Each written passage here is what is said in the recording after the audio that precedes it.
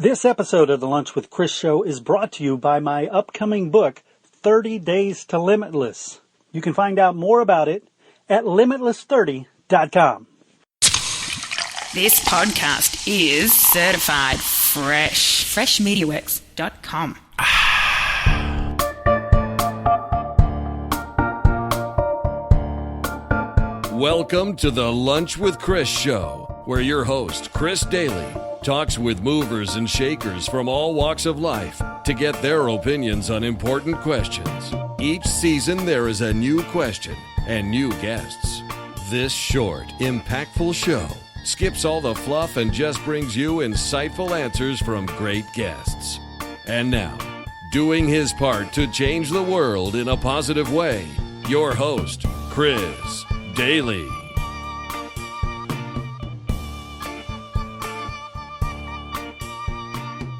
All right, I want to welcome none other than Ruben Gonzalez, four-time Olympian in the luge and a very good friend of mine to the show. Ruben, how are you doing? Great. How are you, Chris? I'm doing great, and I was just thinking back. We've probably known each other 10 years at least. I don't really remember when we met, but it's quite a while ago now. Yeah, easily that long. I got started speaking back in 2002. And I know that we met at least a few times that you were actually videotaping some of the presentations that I was speaking at, and that's where we connected. Yeah, definitely. Well, you've got just one of my favorite stories. It's a story I tell a lot of people about how you, through just sheer perseverance, have become this Olympian, and you have such a great story that now you go around the country and maybe the world telling that story. I just think that's so cool. I pinch myself.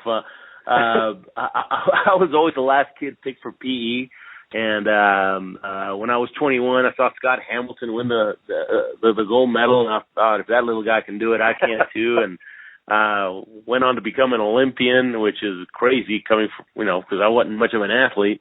And then I was telling my story at a school 15 years ago, and the principal said, "Man, you're better than the people we pay." I said, "What, you get paid for show and tell?" He said, "No, that's a speaking profession, man."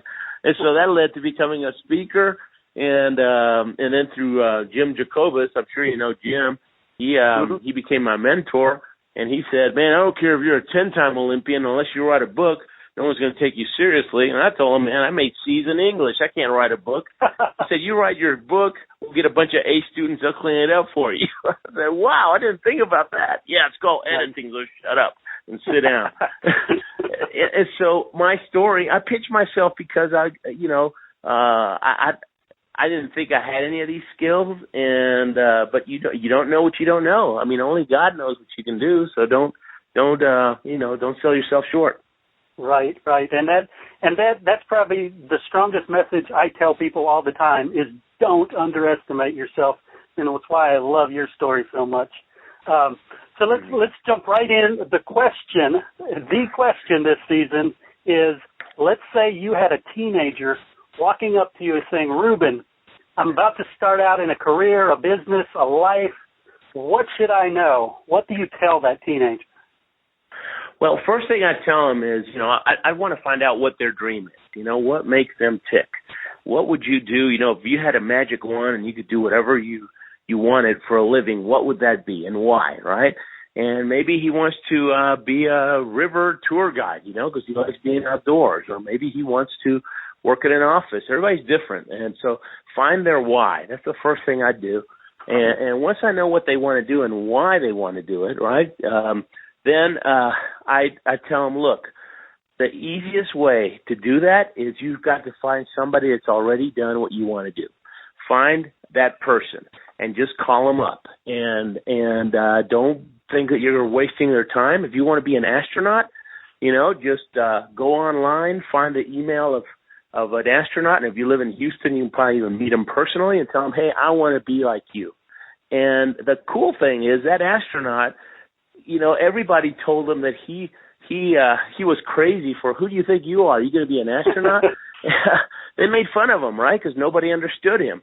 And now here he's getting an email from somebody who wants to be just like him. You think he's going to want to help? Absolutely, right?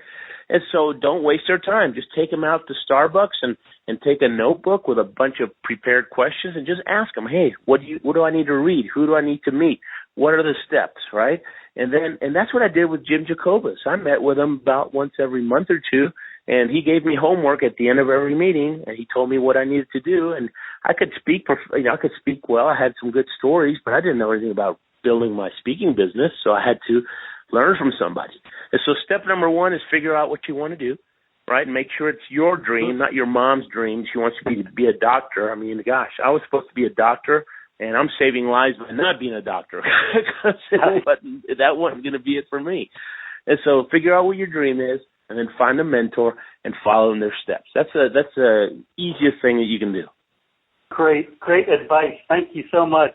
And gosh, I tell you, to me, the whole time you're talking, all I kept hearing, was your theme, believe in yourself, right?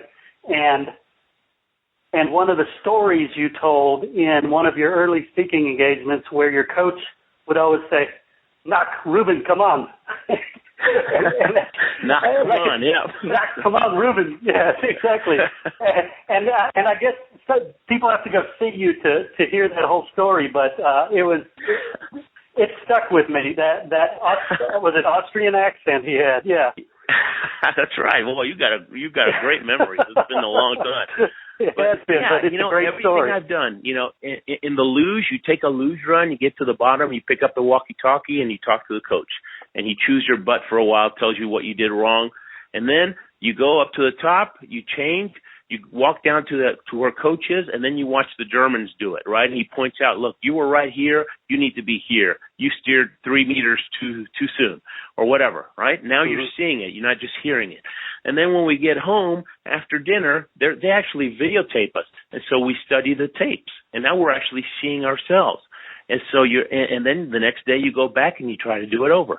And you're doing it, and then you debrief, and then you debrief again, and then you try to do it better. And the guys, I live in Colorado Springs, the Air Force Academy's here, and there's tons of pilots, and they tell me the same thing. They say, hey, that's what we do.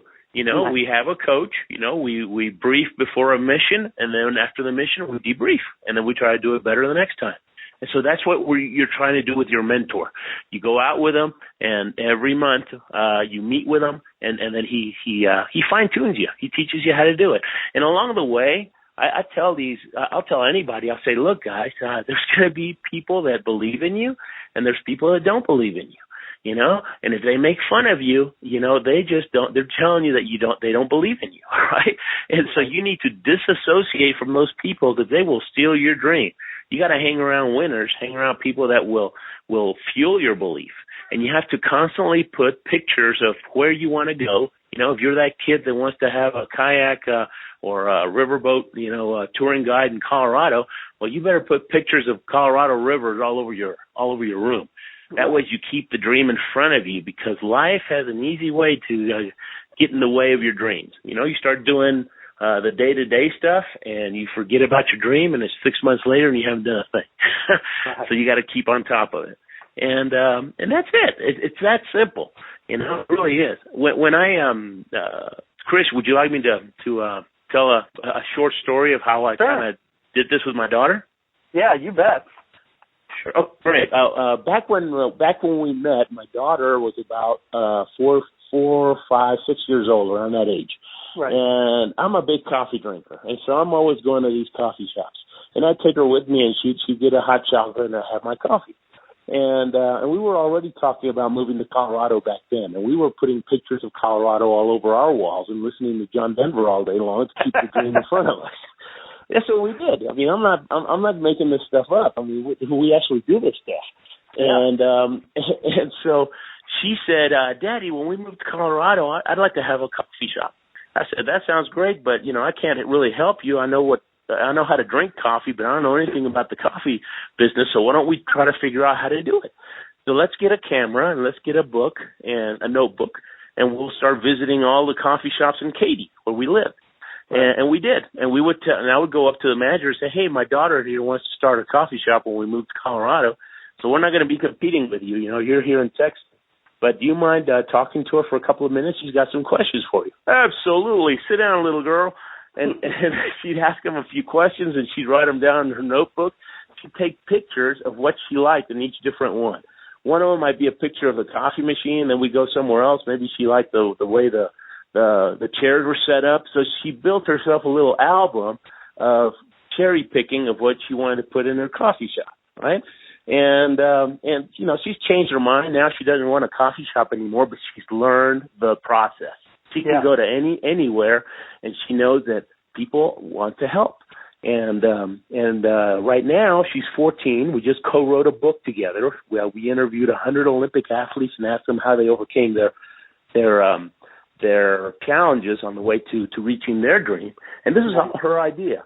And now that we have the book, and by the way, the books and the what's it called? The foreword was written by Scott Hamilton. I mean, how cool is that? Full circle. But yeah, it really is, and a really good book. I mean, it's really good. And now she wants to sell it, right? And she realizes that it's you know, just sitting there is not making her any money. So she asked me the other day, how do I sell it? And she's 14. I told her, I'll tell you what, I'm going to start calling. Give me a couple of weeks. I'm going to start calling different colleges and see if we can. I'll call the athletic director of different colleges and try to sell the book to him and you know, by the case for their athletes. And who knows, that might even you know, turn into some gigs. But give me a couple of weeks. I'll make some calls. I'll figure out what works and what doesn't work. Right? I'll crack the code on this thing. And then I'll teach you how to do it, and then you can do it yourself. And whatever you sell, and you know, you get to keep all that money. And if you book me, you know, I'll give you 20%. So he said, sounds like a deal. So isn't that cool? And then I got a 10-year-old that's chomping at the bit to do the same thing. I told him, as soon as your voice, you know, changes, you're in too, buddy. So we're actually doing this stuff because it works. Cool. Very cool. Well, I can't tell you, I feel bad that it's been so long since we've talked, but we definitely need to stay in touch. Tell me, what do you have going on moving forward? Well, you know, still doing the same thing that I've been doing for 13 years now. I'm speaking, I'm telling my story. I just spoke for Serta Simmons Mattress up in Florida a couple of weeks ago. And last week, spring break, we're all in Mexico, and I got another gig coming up real soon in, I forget where it is. I think it's in Chicago. But 2 or 3 times a month, I'll fly somewhere, and I get to share my story with some folks and hopefully inspire them. And you know, and one leads to another. And selling a lot of books too. You mentioned that video. If you go to 4wintergames.com. 4wintergames.com. There's a 30-minute video you can watch there, and you know, listen to some of my stories. Or you can go to Ruben TV, RubenTV.com. That's my YouTube channel, and there's like 100 little 1 and 2 minute snippets. Nice, and I assume somewhere on there, if somebody listening to this thinks, yeah, I'd love to have Ruben come talk at my company event, where do they find out about that? Oh, I'm easy to find. And it's important, you know, that's another thing, you know, that I would tell a kid, you know, if they're wanting to start their own business, they've got to, you know, you have to know how to market yourself. That's huge, you know, and so then, you know, you're somebody that can help them do that. You know, marketing is huge because you got to sell it. I was actually, I speak to a lot of sales groups because my background was copier sales, and so I do lots of sales kickoffs. I was telling these guys, I was actually in Mexico. I spoke to some people last week, and I was telling them that, look, what I'm doing now is easy. I'm just delivering the product. You got to sell it first. And so 95% of my time, business time, is in marketing and in selling and getting my name out there. Because you know, you write a book and you don't market it, you gotta park your car outside the garage because your garage is full of boxes. You gotta get good at selling it. Nice. So again, thank you for coming on the show, and let's not make it so long next time before we talk.